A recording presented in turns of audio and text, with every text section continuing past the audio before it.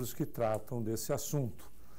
Em 45 minutos, nós não temos sequer a pretensão de querer esgotar uma simples parte dele. Mas iniciamos com a definição do Livro dos Médiuns, no seu capítulo de número 23, onde o codificador vai falar sobre a questão obsessiva. E o que é a obsessão? Na realidade, definição do codificador, a obsessão é a ação persistente de um espírito inferior, diga-se, uma criatura que viva em ignorância no que diz respeito a si mesmo e em relação ao semelhante. É exatamente essa questão da inferioridade. Quando se classifica a nossa condição de espírito inferior, não é uma situação que denigre, é só uma questão de semântica, onde nós, espíritos, estamos em evolução, em aprendizado. Ora, aquele que está em aprendizado, já num estágio considerável. Saímos do primitivismo, estamos na condição de espíritos em expiação e provas, o que é um estado razoável. Indo para a questão de espíritos regenerados, onde não significa que todos nós seremos bons, mas é a proposta da mudança. Para depois, na classificação segundo Kardec, que é extremamente didática, irmos para um mundo feliz, onde o bem predomina, significando ainda que nós encontramos uma parcela de ignorância. E, finalmente, irmos para mundos superiores ou celestes, onde nós não temos mais a ignorância no planeta. Enquanto nós estivermos nessa condição, esse é o grau de inferioridade. Não é? Desconhecer a si mesmo, obviamente, desconhece-se o direito do outro. E ele, então, voltando à definição do codificador, obsessão é uma ação persistente que um espírito inferior exerce sobre outro espírito. O que é interessante notar é o seguinte: o obsessor não é necessariamente um espírito mau. Não é um indivíduo que esteja preparado para nos prejudicar. É o que nós vamos ver aqui. Não é necessariamente um indivíduo que tenha interesse objetivo em fazer o mal para as pessoas. E, claro, que nós temos que considerar um ponto importante. A obsessão, ela não ocorre apenas de desencarnado para reencarnado. Ela ocorre entre desencarnados, entre desencarnado e encarnado, de encarnado para desencarnado, que às vezes não é incomum, e entre encarnados. Porque, no final das contas, não é a roupagem que define o processo, e sim a condição que o espírito se encontra. Então, por vezes, nós encontramos espíritos que não necessariamente têm um interesse no prejuízo da criatura. Ele, sim, é um espírito inferior, tanto inferior como nós somos, dentro daquele aspecto da inferioridade, não denegrindo a nossa condição evolutiva. Ora, mas, obviamente, nós tocamos nesse ponto logo de início. A questão da inferioridade está relacionada ao próprio planeta que nós vivemos, não é verdade? Não é o planeta em si o problema, somos nós que criamos assim alguns problemas, inclusive em relação ao próprio planeta, que responde buscando ajustar-se. Nós tivemos no dia 11 mais uma respostinha, não é verdade? Mais uma condição de ajustamento. Todos os aspectos da natureza são ajustes de um planeta que também está em evolução, mas sofrendo da maneira que sofre, a ação nossa sobre a questão dos ajustes tem uma periodicidade maior. Faz sentido, não? E logo que não significa que os ajustes estão para nos punir, nós é que ficamos no meio das áreas ajustadas, né? Ou que precisam ser ajustadas. É exatamente isso. Mas, enfim, são coisas de um planeta onde os espíritos ainda têm necessidade dessa relação para servirem, inclusive, essas ações naturais servem para nós, para exercício, não punitivo, em absoluto, mas exercícios como provas para as criaturas envolvidas diretamente e exercícios que nos chamam a solidariedade. Não é fato? Por que não orar pelas criaturas que estão passando por necessidades e dificuldades, não só nos eventos naturais, como também em guerras e coisas do gênero? É um exercício de solidariedade, onde vamos fazer preces intercessórias, ou seja, pedir a Deus em favor de um semelhante que não sabe que a gente existe e que a gente fica sabendo que existe, não uma pessoa, mas um grupo de pessoas, através da mídia. A gente fala tanto em caridade, este é uma caridade efetiva de pedir, né, de interceder junto ao Criador em favor das criaturas que estão em necessidade, não importando quem sejam elas. É o trabalho em si. Bom, o próprio codificador no mesmo livro vai trazer os principais tipos de obsessão. Claro que ele vai ampliar esse conhecimento à medida que ele também, como pesquisador, vai trabalhar sobre. Mas no livro dos médiuns, como já citado anteriormente no capítulo 23, ele vai falar da obsessão simples, da fascinação e da subjugação, podendo ser moral ou física. Porque ele estudaria mais tarde, no livro A Gênese, inclusive na Revista Espírita, a questão da possessão, que não é o nosso objetivo efetivo na noite de hoje, que daria aí uma palestra ou muito mais do que uma, onde eles vai analisar os aspectos, e inclusive na Revista Espírita, dos possessos de Morzine. Para aqueles que gostam de estudar, uma boa referência está também no livro de André Luiz, através da psicografia de Chico Xavier, no seu capítulo 9, nos domínios da mediunidade, cujo título é Possessão. Claro que em nenhum aspecto que se trata de obsessão exista um indivíduo que se chame vítima e outro indivíduo que se chame algoz, que é como esta relação por vezes se dá equivocadamente. Ambos são enfermos. Ambos sofrem de uma patologia. Um sofre da patologia ou da enfermidade da vingança e o outro sofre da enfermidade chamada culpa. Se liga. Não só.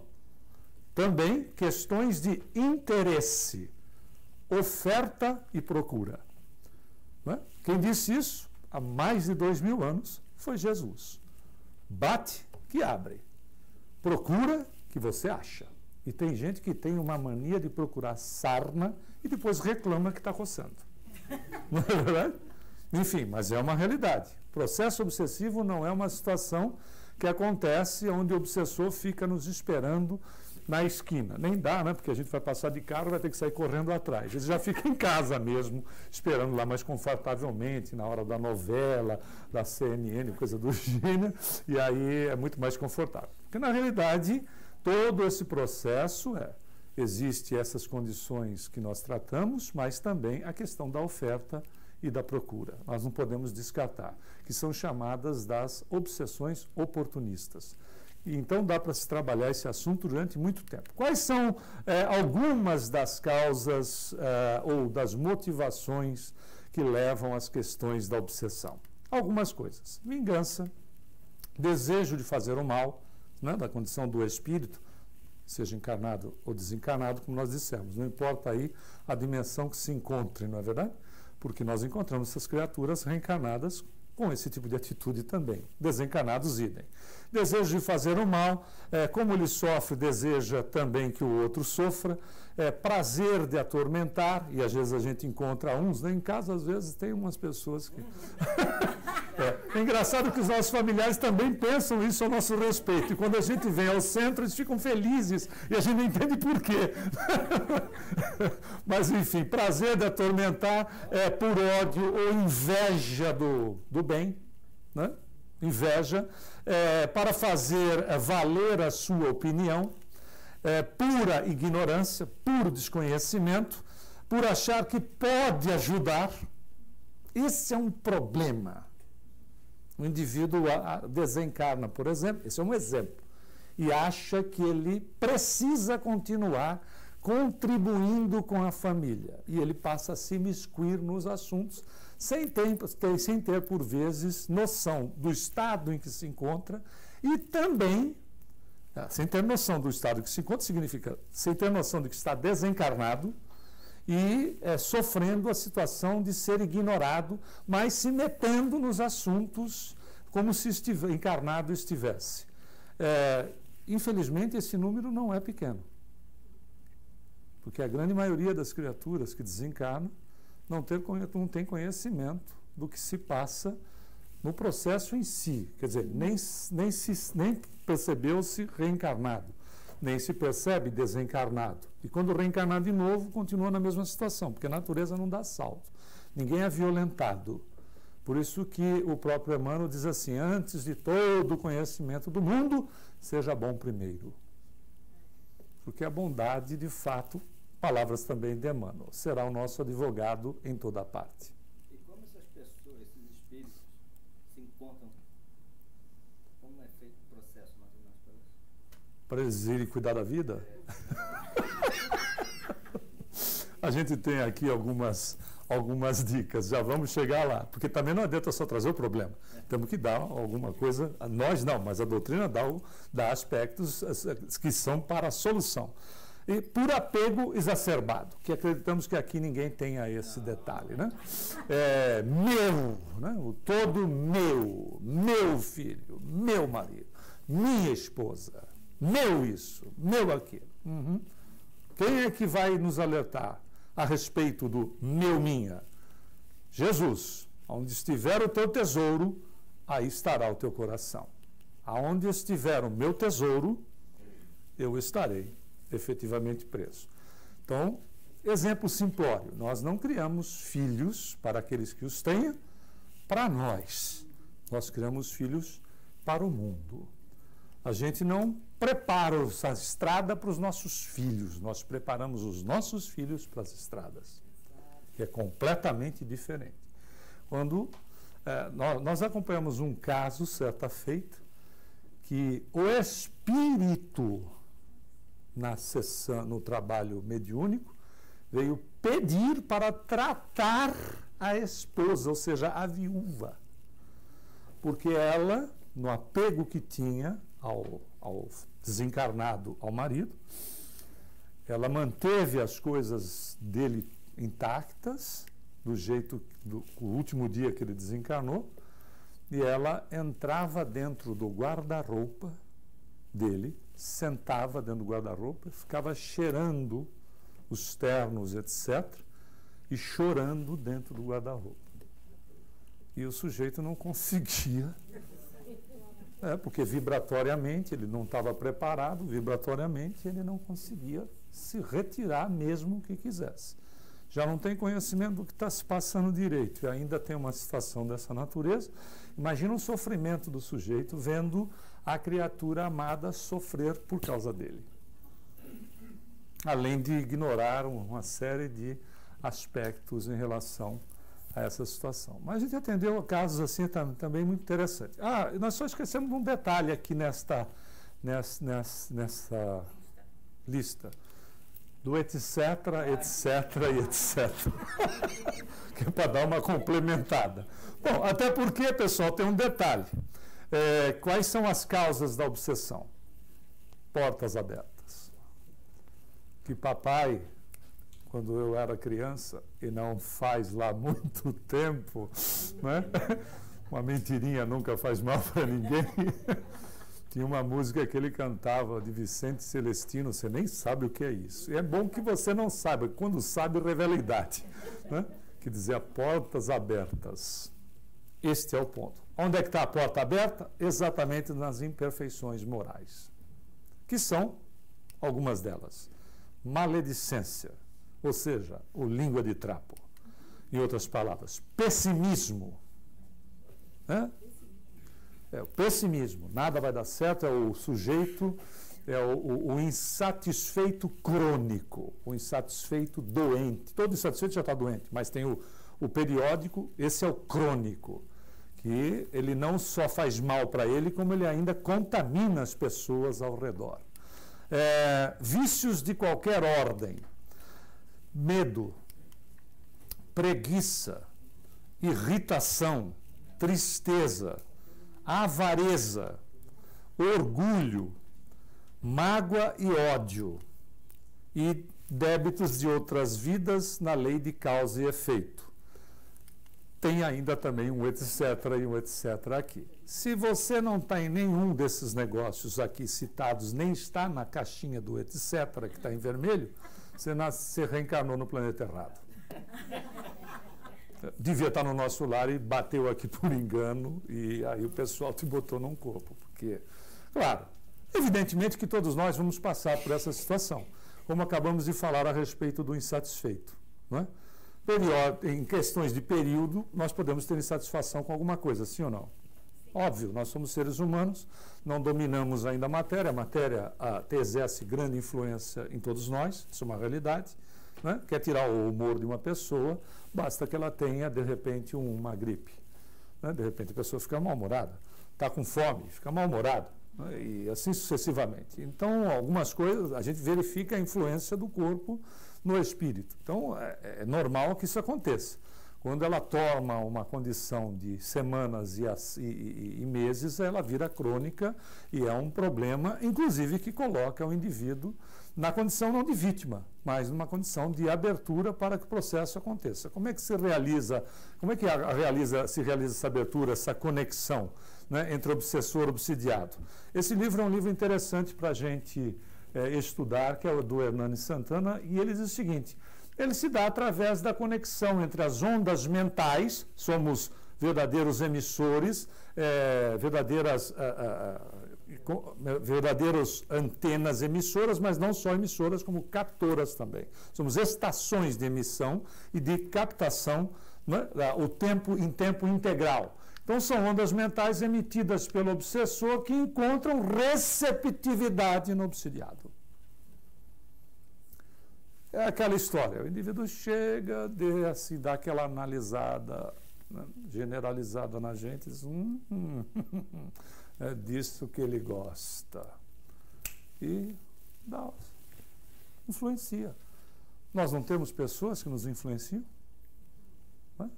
Simples assim, não precisa colocar o obsessor numa posição privilegiada. A gente tem gente quando nós não influenciamos. E o que acontece é o seguinte: o nosso pensamento, ele é uma radiação da nossa mente espiritual. Acontecendo o seguinte: essa radiação é expelida em forma de ondas eletromagnéticas. Olha que maravilha que a doutrina vai ampliando os nossos conhecimentos, fazendo conexão com aquilo que a gente tem conhecimento, não é? Científico, atual, etc. O que acontece? Forma um fluido mental-magnético, ou seja, mental e magnético, causando a atração. Então, não é Jesus de novo, né? A gente procura e acha, ou seja, nós atraímos para situações e pessoas e somos para situações e pessoas atraídos. Simples assim. Semelhante atrai semelhante. Ponto. Simples assim. É uma questão de natureza, inclusive, química. Por isso que a gente diz assim, a química não bateu. A vibração não bateu. O processo químico nada mais é do que a reação daquilo que nós estamos vibrando, daquilo que nos nossos desejos, daquilo que a gente gosta, daquilo que a gente transforma sente e começa a emitir, não é verdade? Sente e começa a emitir os pensamentos, seja de que natureza for. Esse fluido mental, ou essa energia mental, né, a palavra mais adequada, assim como o sangue e a linfa que corre no corpo, percorre incessantemente o nosso organismo perispirítico, ou seja, o nosso perispírito, o que é o intermediário entre o corpo e a matéria. Quando a gente vai dormir e sai do corpo, saímos revestidos por essa organização, que é exatamente a forma básica do nosso corpo, ou seja, na classificação de Hernani Guimarães Andrade, doutor Hernani, é um modelo organizador biológico, ou seja, é exatamente isto aqui. Isto aqui é exatamente a cópia, né, perfeita, ou seja, o resultado da forma que Kardec chamou de perispírito. Existem mais de 48 denominações no mundo.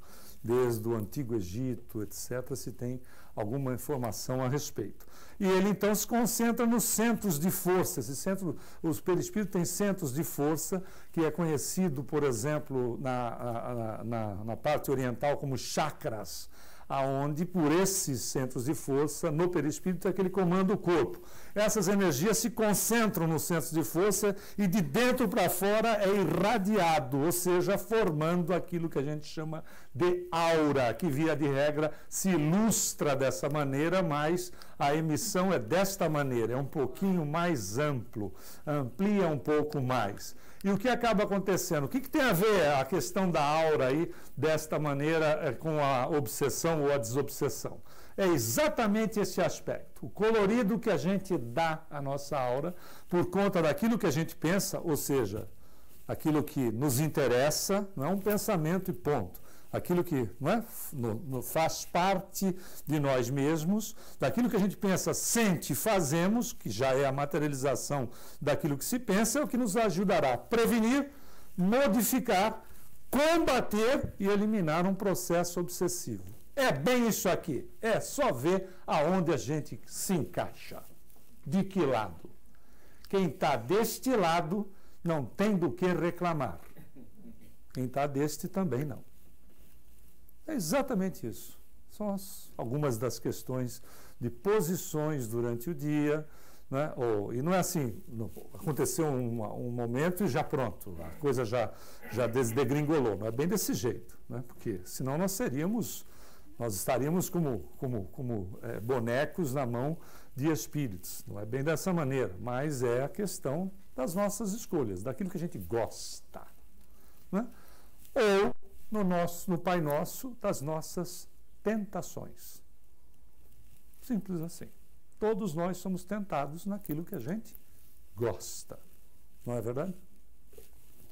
Dessa maneira. Se a gente sair daqui e nos oferecerem um prato de jiló, tem pouca gente que vai aderir. Mas se oferecer um prato de brigadeiro, pode ser que tenha uma adesão maior, né?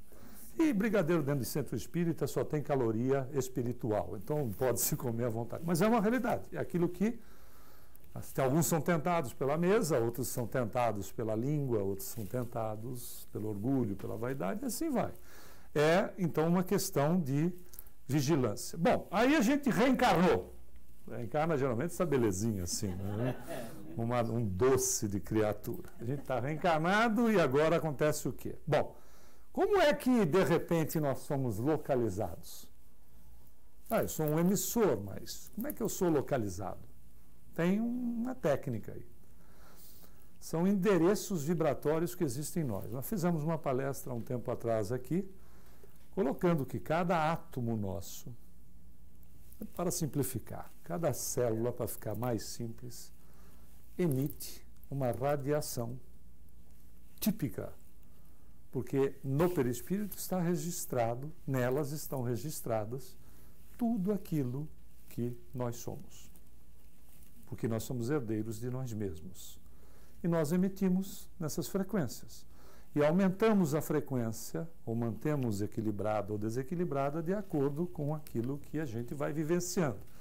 Com a bênção do esquecimento, que é de fato uma bênção, nós não lembramos do nosso passado, nem do mal que nós fizemos aos outros, nem do mal que nós fizemos a nós mesmos. Até porque quando a gente faz para o outro, está fazendo para nós mesmos. Por isso que fazer o bem, ser bom, é ser inteligente. Porque cada vez que a gente faz a bondade, um ato bondoso, um pensamento positivo em favor de alguém, em favor de nós mesmos, o que está acontecendo? Nós estamos exercitando um potencial nosso, o potencial divino existente em nós. Dito por Jesus, né, quando ele disse que nós somos deuses. Então, nós exercitamos qualidades superiores em nós mesmos. Quando nós fazemos isso, por isso é ser inteligente.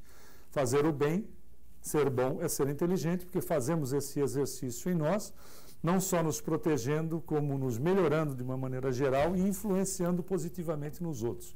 Porque aquilo que nós influenciamos nos outros, nós somos responsáveis, seja de bem ou seja de mal. Tanto é que nós conhecemos casos onde, às vezes, a pessoa doente dentro da família adoece a família inteira. Não é verdade? E, por vezes, até através de um processo chantagista. Ele não só é o doente, como ele está sendo responsável por aquilo que ele está fazendo em relação aos outros. Nós que buscamos trabalhar a questão de conscientização sobre a nossa existência, passamos a ter mais responsabilidade. Faz sentido ou não? vai fazer sentido o que Jesus ensinou. Muito será pedido a quem muito foi dado. Quem é que vai pedir para nós? Deus, espíritos, juízes? Não, a própria consciência. Aquilo que eu poderia fazer e não fiz, porque não quis. Porque eu arranjei desculpas A, B, ou C, ou D, mas porque eu não quis. Essa é a realidade. Porque quando nós queremos, ninguém segura. É ou não é uma verdade? Tem um exemplo muito bacana que eu já citei em outras oportunidades de Masaharu Taniguchi, que foi o fundador da Seitinoye. Um missionário, com certeza, que fez uma fusão entre budismo e cristianismo e escreveu mais de 500 livros. E numa das obras dele, além da revistinha Acendedor, com o nome em português, que ele escrevia também. Numa das obras dele, ele cita o seguinte, a respeito da questão da cultura do indivíduo. Ele diz, as pessoas dizem que não tem tempo para ler, mas se nós lermos uma página por dia, uma página não é uma folha é a página da frente e de trás. Uma página por dia de um livro, nós teremos lido 365 páginas num ano. Logo, teremos lido provavelmente um livro. Se nós vivemos mais 50 anos, nós teremos nos enriquecido com mais 50 livros. Então, não dá para dizer eu não tenho tempo. Porque uma página, não dá para dizer eu não tenho tempo. Nós só citamos esse caso do livro. Porque quando a gente quer, a gente faz. Esses são os aspectos, né, em relação às questões que nos envolvem aqui nesse assunto. Porém, todas as nossas experiências estão impressas, imantadas no espírito, como centenas de camadas de uma enorme cebola. É mais ou menos isto aqui mesmo.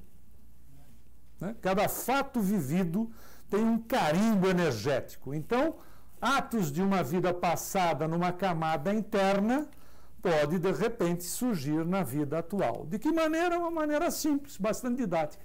Existe a possibilidade de um desses carimbos vibratórios vir à tona e se incorporar à nossa aura atual. Né? Por isso que nós mostramos aqui.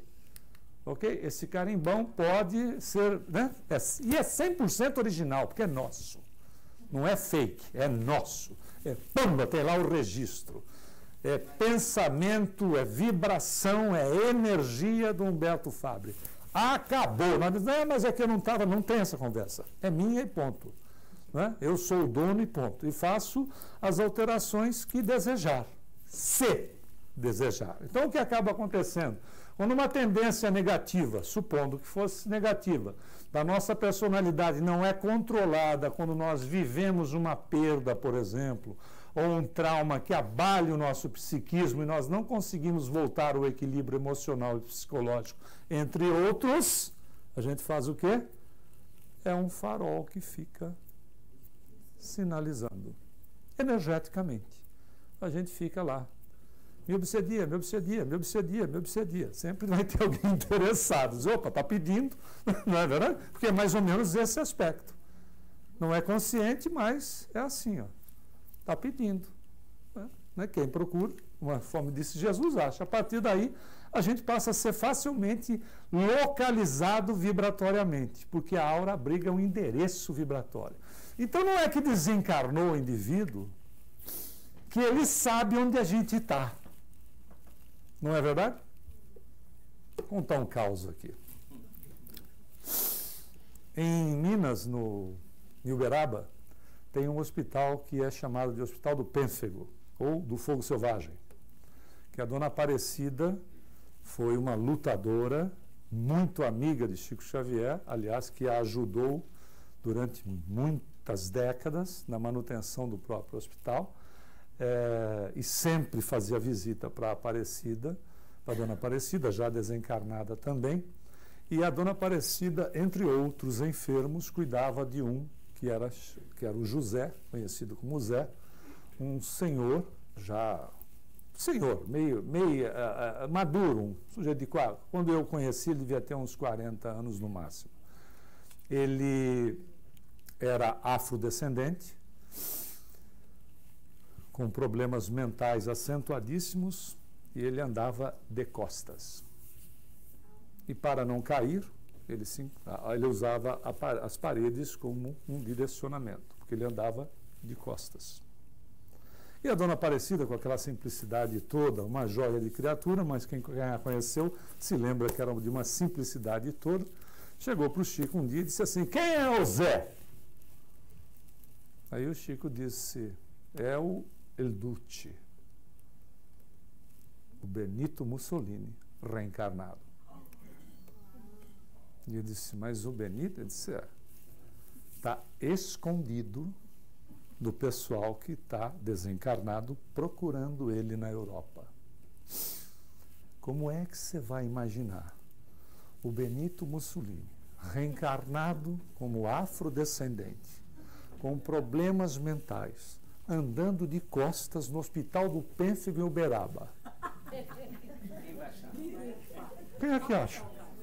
Com uma vibração completamente neutralizada, alterada, que não está, porque está completamente alterada, servindo para quê? De punição para o indivíduo? Não, da misericórdia divina, atuando. Por quê? Olha que maravilha que Deus é. Não é castigo para o sujeito, é misericórdia.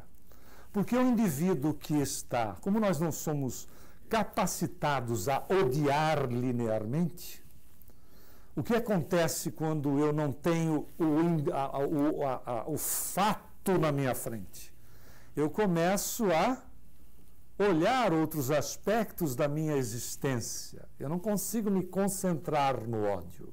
Porque se a estrutura de cada um de nós é uma estrutura de natureza divina, a gente não consegue odiar integralmente. Basta nós pegarmos o livro também como uma boa referência para as nossas pesquisas, os nossos estudos, o livro Libertação, que nós vamos encontrar a figura de Matilde, que é um espírito que vai em busca do seu filho, que é o Gregório, que foi o Papa Gregório XIII aqui no planeta e que foi o responsável por oficializar a Inquisição, que desencarnou, se nós não nos enganamos, no ano de 1245. Ele desencarnou e ele ficou responsável por uma cidade nas trevas, com o poder todo, porque a gente sabe que era uma questão de poder, etc. E aí Matilde, se referindo a ele, diz assim: eu o acompanho, mãe a mãe, né? Já faz 600 anos. Mãe a mãe. E nos últimos 50 anos, olha que maravilha, eu já percebo uma certa modificação nele. Ele continua sendo um sujeito duro, cruel, mas já não é tão duro e cruel como era nos últimos 550 anos. Porque a gente não se aguenta, não é verdade? Quando a gente tem alguma coisa contra alguém, chega uma hora que a gente não se aguenta mais. Por quê? Porque os aspectos positivos em nós estão sendo massacrados. E chega uma hora que nós não nos suportamos. É essa hora que há a grande mudança. O indivíduo daquele estava protegido, tirando inclusive das criaturas que o odeiam o objetivo direto do exercício do ódio. Porque senão o indivíduo, você deixa ele no meio, o que acontece? Via de regra, a vítima se toca. Quando pega o algoz, usa com o algoz de atitudes piores do que o algoz agiu com ela. Não é? Porque aí bota tudo para fora de uma única vez e quer fazer justiça com as próprias mãos. Bom, o que a gente pode fazer quando percebe que um processo obsessivo possa estar ocorrendo? Prece. Maior veículo, ligação, criatura, criador. Prece. Não tem intermediário. Você fala com o dono. Não fala com o gerente, fala com o dono. Diz: Senhor, eu preciso da sua ajuda.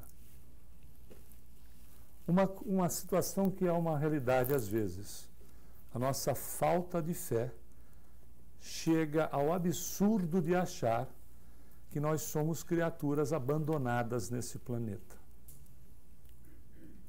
Que Deus nos abandonou nos criou e nos abandonou aqui.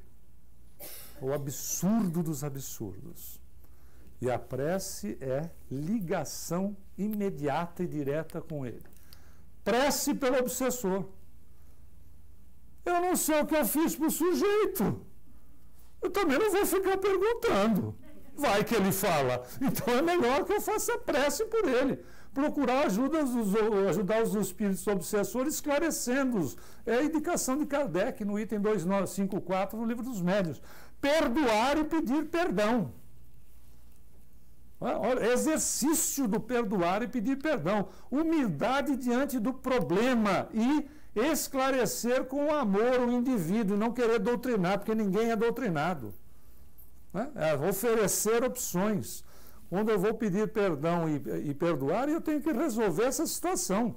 Eu tenho que resolver essa situação comigo. Se eu preciso pedir perdão, peço perdão. Se o indivíduo me perdoar, ótimo. Se ele não me perdoar, o problema já não é meu. É um problema dele. E eu continuo orando por ele. Ponto, para quebrar o aspecto. E tem uma coisa que é fantástica para nos auxiliar nessa situação. Evangelho no lar. Quem não faz, precisa fazer.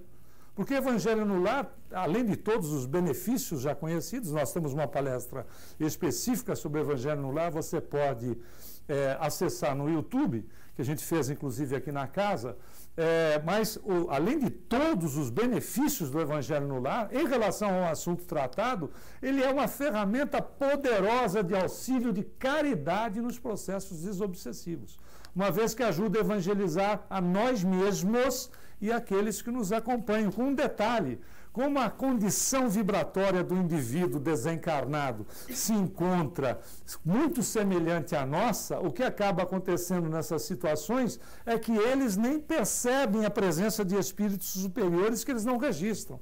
Basta busque no livro Sexo e Destino de André Luiz, quando ele vai na casa, o André Luiz, espírito, vai na casa de Cláudio, que está sendo obsediado por Ricardo Moreira, e o Ricardo Moreira desencarnado, como está num grau de vibratório adensado, o André Luiz, espírito, tanto quanto o Ricardo Moreira, entra na sala e o Ricardo Moreira não lhe registra. Não tem capacidade de registro. Está todo mundo desencarnado. Mas são questões de dimensões e de peso específico, ou seja, de adensamento perispirítico. E esses espíritos, então, estão muito mais próximos da gente, logo nós vamos afetá-los positivamente, diretamente. Isso se dá por questão de barreira vibratória, por isso que eles não conseguem registrar mentores que acabamos sendo ferramentas de caridade para essas criaturas que necessitam. Não quer dizer que vai pegar o obsessor, vai encher de obsessor a sua casa, não se preocupe. Porque depois que a gente vira espírita, nem o obsessor costuma aguentar a gente. Mas o fato é que né, eles deixam o indivíduo assim, na zona do agrião, meio de longe, mas o indivíduo vai recebendo as informações. Mas o melhor de tudo é que a gente trabalha nós mesmos, né? E o que mais nós podemos fazer? Isso é fantástico. Se o fluido que é mental, magnético, não é só formador de aura, como a gente acabou de ver. Ele também é um veículo que leva de volta a nossa mente, ajuda a reação psicossomática, ajudando o indivíduo a ter forças para dar um bom combate às dificuldades em que se encontra. Então, significa o seguinte, que o passe magnético faz uma higienização áurica, além de fortalecer a energia magnética em toda a criatura. Por isso que André Luiz, no livro, e nós usamos muito a literatura, na literatura André Luiz, porque ele traz casos práticos, por isso que nós já o citamos várias vezes. Mas no livro A Caminho da Luz, Missionários da Luz, que a Caminho da Luz é do Emmanuel, ele vai falar a respeito de como nós vamos, não é eles, aqueles personagens, nós vamos sair daqui do centro hoje, depois do passe. Sairemos envoltos em energias luminosas, altamente benéficas, e mantê-las ao nosso redor depende do padrão mental de cada um. Se a gente mantiver um padrão mental mais positivo possível, a gente até consegue chegar em casa iluminado. Se conseguir, até vai conseguir. Até vai conseguir. Se conseguir manter até amanhã, aí já é o máximo. Se bate um furacão e acaba a luz, nós não temos problema em casa, pelo menos pessoal. Não é verdade? Mas é uma realidade. Porque no final das contas nós somos responsáveis por nós mesmos. Não tem ninguém aí tomando conta da nossa vida. Né? E isto aqui é incrível, né? Inserir em nossas vidas a prática do bem. As imperfeições morais dão lugar aos espíritos obsessores, e o meio mais seguro de se desembaraçar de obsessão é atraindo bons espíritos pela prática do bem. É semelhante atraindo semelhante. Você faz o bem, você atrai gente interessada em você, tem dúvida? Você faz o bem para uma criatura, até o Divaldo conta um caso grave de obsessão que ele passou, e atendendo uma criança, o obsessor disse: eu vou deixar você. A história é longa, nós só estamos pegando um pedacinho final. Eu vou deixar você, porque essa criança, essa menina que você está atendendo, que era uma miserável, abandonada lá na casa do caminho, foi abandonada, geralmente eles abandonavam até deixando na lata de lixo. Disse assim: essa menina que você está atendendo é minha mãe.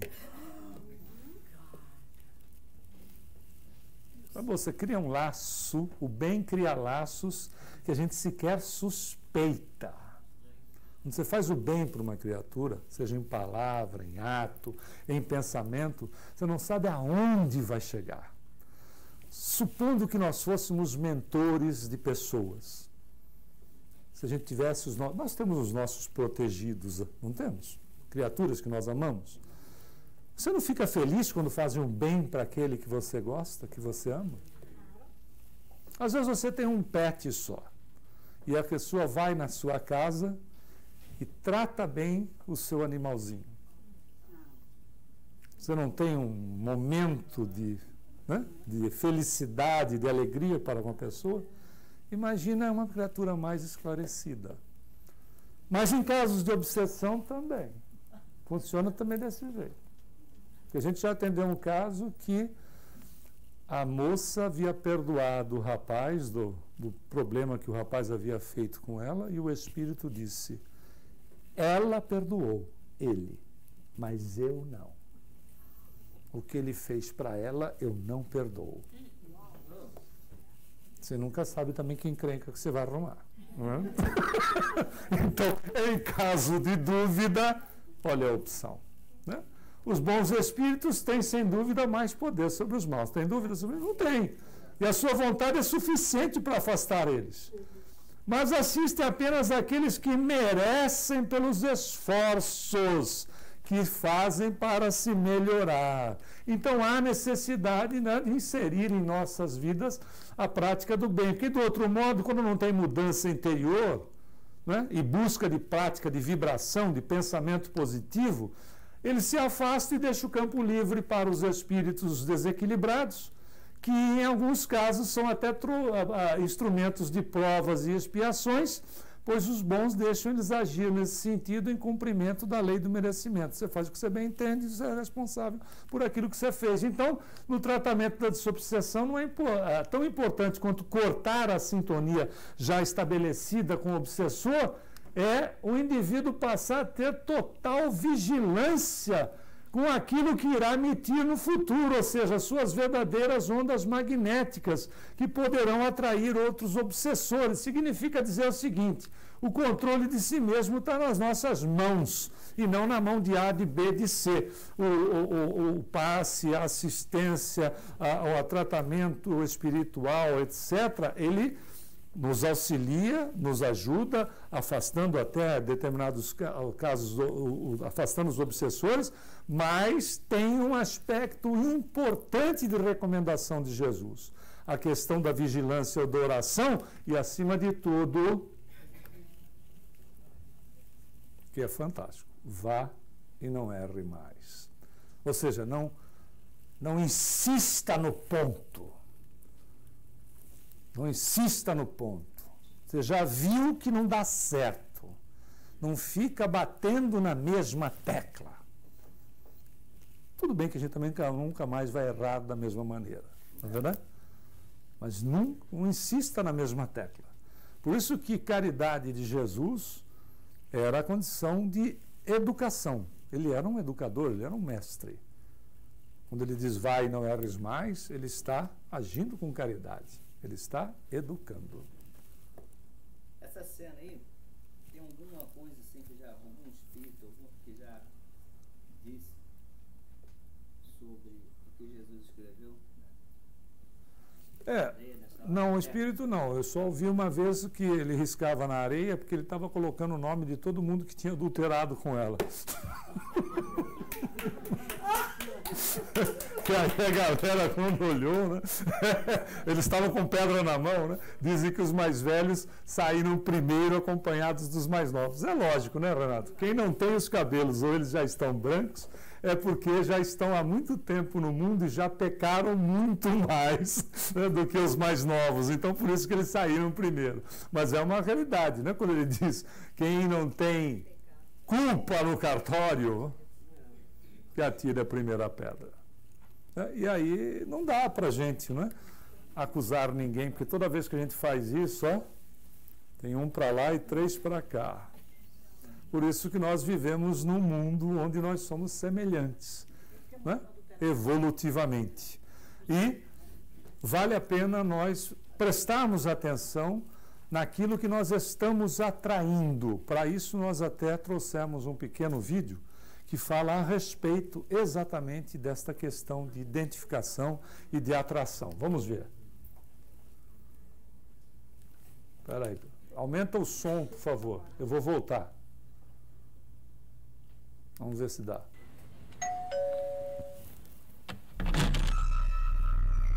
Pois não? Ubercessor. Hã? Ubercessor. Você não chamou pelo aplicativo? Já cheguei. Olha, eu não pedi nada não, viu? Deve ter sido outra casa. Mariana, não é? Como é que você veio parar aqui dentro? Dentro, fora, morto, vivo, chamei, não chamei. Tudo isso depende de onde você está olhando e o que você quer ver. Eu quero que você saia da minha casa agora.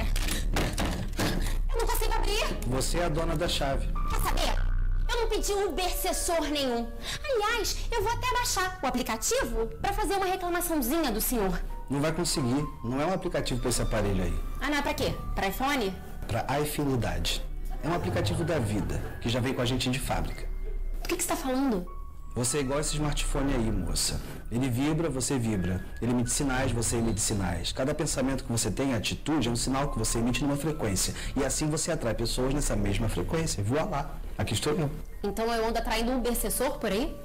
Vejamos. Você é agressiva, mandona, egoísta, trata mal as pessoas, é avarenta, mal educada, quando dá descarga não baixa a tampa do vaso. Isso atrai Ubercessor? Não, mas eu acho uma porcaria.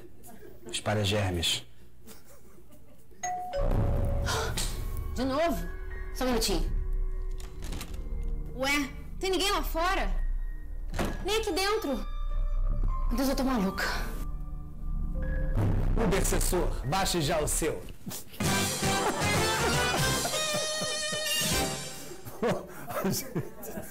A gente sabe de uma coisa, né? É tudo uma questão de deixar de vigiar e de orar. Quando a gente vigia e ora, com certeza não tem risco da gente usar o aplicativo.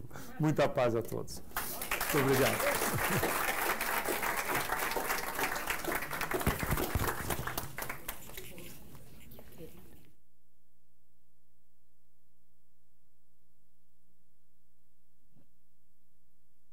Alô?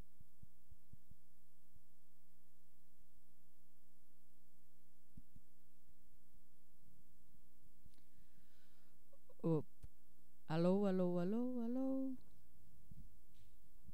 Obrigada. Ainda não tem som aqui meu microfone, gente. Alô, ok. Obrigada, Humberto, pelo trabalho. Belíssimo, né? A gente já vai.